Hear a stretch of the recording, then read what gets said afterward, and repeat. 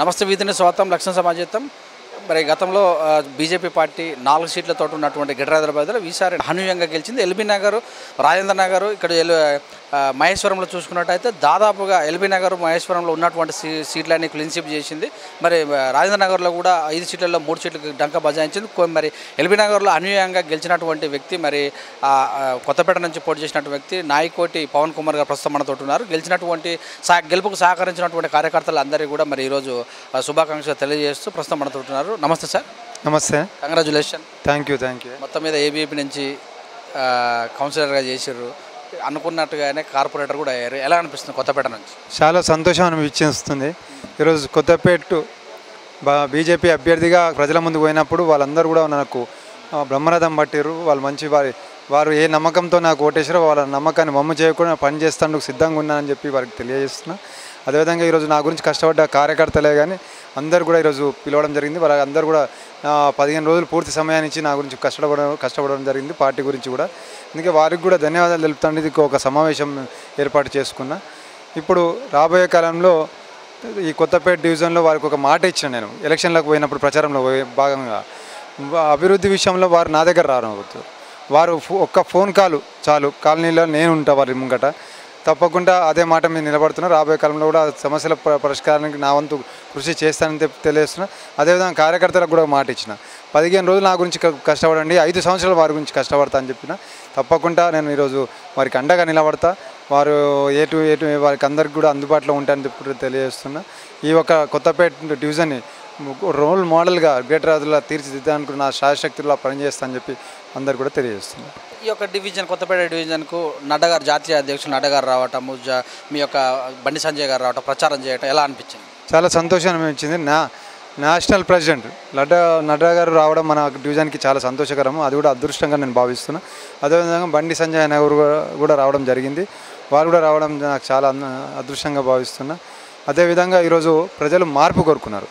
భారతీయ జనతా పార్టీకి అవకాశం ఇద్దాము, ఒక అవకాశం ఇచ్చి చూద్దామని చెప్పన్నారు. తప్పకుండా అవకాశాన్ని మేము సద్వినియోగపరుస్తానికి మేము అందరూ శాయశక్తుల ప్రయత్నం చేస్తామని తెలియజేస్తున్నాం. మీరేమో భారతీయ జనతా పార్టీ మార్పు చేశారని చెప్తారు, వాళ్ళేమో సమీకరణలో వరదలే మమ్మల్ని ముంచాయి, ఈ వరదలతోటే ముంచారు. కొంతమంది ఏమో గెలిచినటువంటి ఎమ్మెల్యే పార్టీ మారటం వల్ల వారి మీద కసితోటి బీజేపీకి వేశారని చెప్తారు. దీన్ని ఎలా మీరు విశ్లేషిస్తారు? లేదు, ఈరోజు వరదలు కూడా నిజమైన నష్టపోయిన వాళ్ళకి ఎవరికి కూడా పోలేదు, కేవలం టీఆర్ఎస్ కార్యకర్తల జేబులకు పోవడం జరిగింది. అదేవిధంగా అభివృద్ధి కూడా ఏం చేయడం జరిగింది. కార్పొరేటర్సే కానీ టీఆర్ఎస్ సంబంధించిన కార్పొరేటర్స్ కూడా ఎవ్వరు కూడా అందుబాటులో లేకుండా, ప్రజలకు ఫోన్ చేసి కూడా లిఫ్ట్ చేసే అంత సమయం వాళ్ళకి లేకుండా పోయింది. అందుకే ప్రజలందరూ కూడా మార్పు కోరుకున్నారు. ఒక అవకాశం భారతీయ జనతా పార్టీకి ఇద్దామని చూశారు, తప్పకుండా ఇచ్చారు. దాన్ని అది చేస్తున్నాం. ఎల్బీ నగర్లో పుట్టినటువంటి ఉద్యమం, తెలంగాణ ఉద్యమం, ఇక్కడ ఎప్పటికి కూడా ఎమ్మెల్యేగా టీఆర్ఎస్ పార్టీ దూదుంబి మోగించలేదు. రెండో చూస్తే ఈసారి ఉద్యమకారులు కొంతమేరకు టీఆర్ఎస్కు దూరంగానే ఉన్నారనేటువంటి వార్త వినబడుతుంది. నిజమేనా? దీన్ని అంగీకరిస్తారు? మీ పార్టీ సహకారాలు ఏమైనా అందినాయా? తప్పకుండా కరెక్ట్గా అది. ఎందుకంటే నిజమైన ఉద్యమకారులకు ఎవరు కూడా న్యాయం జరగలేదు. కేవలం న్యాయం జరిగింది ఏంటంటే వారు ఒక కుటుంబ సభ్యులకు, కేసీఆర్ కుటుంబ సభ్యులకి న్యాయం జరిగింది. నిజమైన ఉద్యమకారులు ఎవరికి కూడా న్యాయం జరగలేదు. ఎన్నో ఉద్యోగ సంఘాలు కూడా ఈరోజు అన్నీ కూడా అసంతృప్తితో, కాలనీలో ఉన్న వాళ్ళందరూ కూడా ప్రతి ఒక్కరు కూడా తెలంగాణ వాదులు పూర్తిగా వ్యతిరేకంగా టీఆర్ఎస్కు ఉన్నదని నిరూపించడం జరిగింది.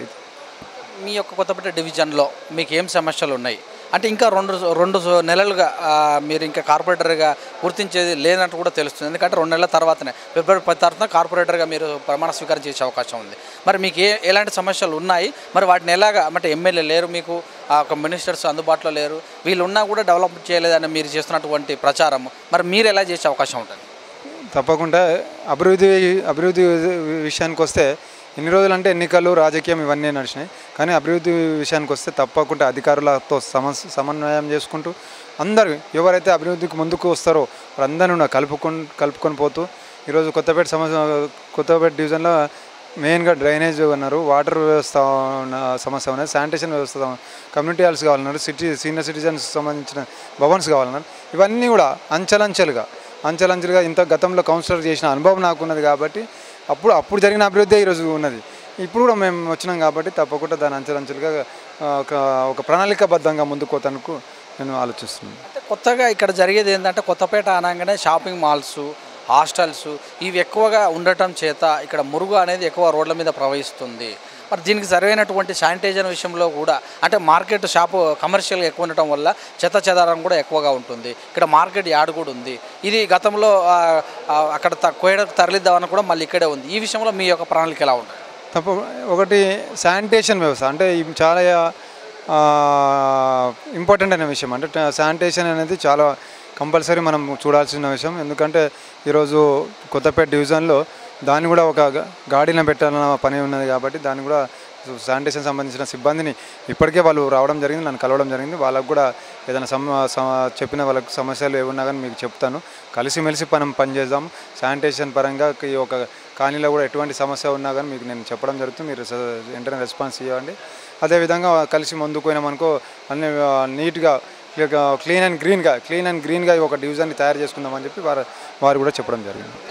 ఎల్బీ నగర్ నియోజకవర్గంకి వస్తే జాతీయ కార్యవర్గ సభ్యులు శేఖరరావు గారని, రంగారెడ్డి అర్బన్ ప్రెసిడెంట్ సామ రంగారెడ్డి గారిని మీరు ఎలా సహకరించారు? వారికి అనుకూలంగా మీరు ఎలా ముందుకెళ్తారు రాబోయే రోజుల్లో? ఈరోజు మా జిల్లా అధ్యక్షుడు సామ రంగారెడ్డి అన్న గారికి, అదేవిధంగా మన జాతీయ కార్యవర్గ సభ్యులు శేఖర్జీ గారికి వారిద్దరు కూడా ప్రత్యేకమైన ధన్యవాదాలు తెలియజేస్తున్నాను. వారు నా ఎలక్షన్లో ప్రతి రోజు నాకు ఫోన్ చేయడం జరిగింది. ఎలా ఉంది, ఎట్లా ఉంది, ఏమైనా ఇబ్బందులు ఉన్నాయా ఏమైనా. వారు చాలా సహకారాలు అందించారు నాకు. వారికి ప్రత్యేకంగా కొత్తపేట డివిజన్ తరఫున అదేవిధంగా నా తరఫున వారికి ప్రత్యేకంగా ధన్యవాదాలు తెలుపుతున్నాను. రాబోయే కాలంలో ఏమైనా సమస్యలు ఉన్నా కానీ ఏ విషయాలు ఉన్నా కానీ వాళ్ళ ఒక తోడ్పాటు నేను తీసుకొని వాళ్ళతో ముందుకు పోతాను. జనరల్గా పార్టీ నుంచి గెలిస్తే అంటే ప్రభుత్వం ఉన్న పార్టీ నుంచి గెలిస్తే అభివృద్ధి జరుగుతుందని ప్రచారం జరిగింది. అంటే మీరు ప్రభుత్వం కాకుండా ప్రతిపక్షం నుంచి గెలిచారు. ప్రతిపక్షంలో గెలిచిన దగ్గర అలజడి అంటే ఎమ్మెల్యే వస్తే కానీ లేకపోతే ఇంకా మినిస్టర్ వస్తే కానీ అలజడి అంటే ప్రతిపక్షాల విమర్శనానికి పరిమితం అయితే మరి వీటిని ఇలాగనే కొనసాగిస్తారా? ఈ పంత మీరు అభివృద్ధి కోసం ఏమైనా పనిచేసే అవకాశం? నేను ఒకటే విషయం అంటే అందరికి కూడా ఈరోజు ప్రతి టీఆర్ఎస్ పార్టీ వాళ్ళకు ఎవరికైనా వాళ్ళకు ఒకటే చెప్తున్నాను. ఈరోజు ఎలక్షన్స్ అన్నప్పుడు రాజకీయం అవసరం, కానీ ఎన్నికలైన తర్వాత అభివృద్ధి ముఖ్యం.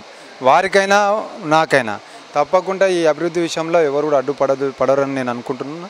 ఇంకా ఆ సమస్యల గురించి నేను ముందుకు పోతా.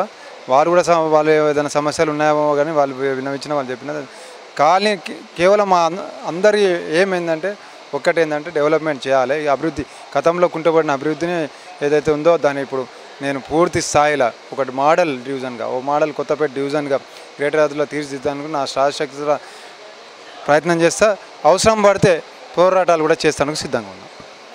చివరగా ఎక్కడ చూసినా కూడా మరి అవినీతి కూడా కొద్దిగా కనిపిస్తూనే ఉంటుంది. మరి ఇలాంటి రాజకీయాలకు ఒక భారతీయ జనతా పార్టీ అంటే అవినీతి రహితమైన పార్టీ అన్నట్టు కూడా చెప్పుకుంటూ వస్తారు. అవినీతి అంతం కావాలంటే భారతీయ జనతా పార్టీతోటే అన్నట్టు నినాదాలు కనబడతాయి. ఈ విషయంలో మీరు ఎలా ఉంటారు? అధికారులను ఎలా అప్రమత్తం చేస్తారు? ఇక్కడ ఉన్నటువంటి గవర్నమెంట్ ఆఫీసులు అయితేనేమి గవర్నమెంట్లో ఏవైతే కబ్జా చేయబడ్డ భూములు ఉంటాయి కదా ఆ భూముల విషయంలో మీరు ఎలా ముందుకెళ్తుంటారు?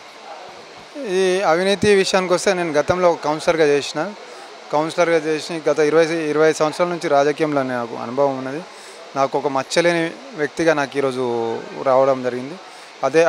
దాన్ని అట్లనే నేను కంటిన్యూ చేస్తా. ఎటువంటి అవినీతి మచ్చ కూడా నా మీద పడనీయ. ప్రజలు ఏ నమ్మకంతో నన్ను వాళ్ళు గుర్తించారో తప్పకుండా వాళ్ళ నమ్మకాన్ని వమ్ము చేయకుండా నేను పనిచేస్తాను సిద్ధంగా ఉన్నా. ఎటువంటి మచ్చ కూడా నేను రాని. అదే కరప్షన్ విషయంలో కూడా ఎవరైనా కరప్షన్ విషయంలో కూడా అది చేస్తే కూడా ఊరుకునే ప్రసక్తి లేదని తెలియదు. హంగేరు పడింది హైదరాబాద్లో మేయర్కు 56 టీఆర్ఎస్ పార్టీ అయితే ఇక్కడ ఒక క్యాంపెయిన్ వైజ్గా ఏ పార్టీ వాళ్ళు క్యాంపెయిన్ చేసుకుంటూ అంటే దాదాపుగా కూడా అంటే 48 సీట్లు వచ్చిన భారతీయ జనతా పార్టీ మరి ఎవరినైనా టీఆర్ఎస్ గుంజుకునే అవకాశాలు కానీ టీఆర్ఎస్ బీజేపీ గుంజుకునే అవకాశాలు జరిగిన సందర్భంలో మీరు ఎలా ఉంటారు? పార్టీ కట్టుబడి ఉంటారా? తప్పకుండా. పార్టీ ఈరోజు నాకు ఒక జీవితాన్ని ఇచ్చింది. పార్టీకి ఎల్లవేళ నేను రుణపడి ఉన్నా, జీవితాంతం రుణపడి ఉన్నా. అట్లాంటి ఏముండదు ఇక్కడ మా తరఫుకి భారతీయ జనతా పార్టీ కార్యకర్తలు కానీ కార్పొరేటర్లు కానీ అందరం కూడా ఒక సిద్ధాంతపరంగా మేము ముందు ఉన్న వాళ్ళము. అట్లాంటి దాంట్లోకి ఏం లేదు. టీఆర్ఎస్ వాళ్ళు కుళ్ళు కుతంత్రాలు వాళ్ళది వాళ్ళు టీఆర్ఎస్ ఎంఐఎం ఈరోజు టీఆర్ఎస్ కోటేసినామంటే ఎంఐఎంకి వేసినట్టే అది ఓటు. వాళ్ళు కలిసి ఉన్నారు, కలిసి పంచుకుంటారు, కలిసి దోచుకుంటారు కూడా. Thank you sir. Thank you much. Congratulations. Thank you. Nayakoti Pawan Kumar గారు కొత్తపేట నుంచి కొత్తగా ఎలక్ట్ అయినటువంటి కార్పొరేటర్ గారు చెప్పినటువంటి విషయాలు భారతీయ జనతా పార్టీలో నేను ఏబీవీపీ నుంచి కొనసాగాను. గతంలో కౌన్సిలర్ చేసిన అనుభవం ఉంది. అవినీతి అక్రమాలు అనే విషయాలు మా భారతీయ జనతా పార్టీలో ఎవరు కూడా చేయరు, అవి సహించను కూడా. మరి ఇక్కడ కొత్తపేటలో ప్రతిపక్షంలో ఉన్నప్పటికీ కూడా మరి ప్రభుత్వం చేసినటువంటి అన్ని డెవలప్మెంట్ కార్యక్రమంలో పాల్గొంటాను. ఇక్కడ శానిటైజర్ అవకాశం ఉంది. శానిటైజర్ను కూడా ఖచ్చితంగా మంచి రూట్లో తీసుకొస్తాను. ఇక్కడ మార్కెట్ అనేది ఉంది కనుక దాన్ని శానిటైజర్ విషయంలో అయితే అన్ని విషయాల్లో ముందుకు తీసుకెళ్తానని తెలియజేశారు. చూస్తున్న వితనస్ కెమెరామ్యాన్ శ్యామ్తో మీ సురేష్ దండు.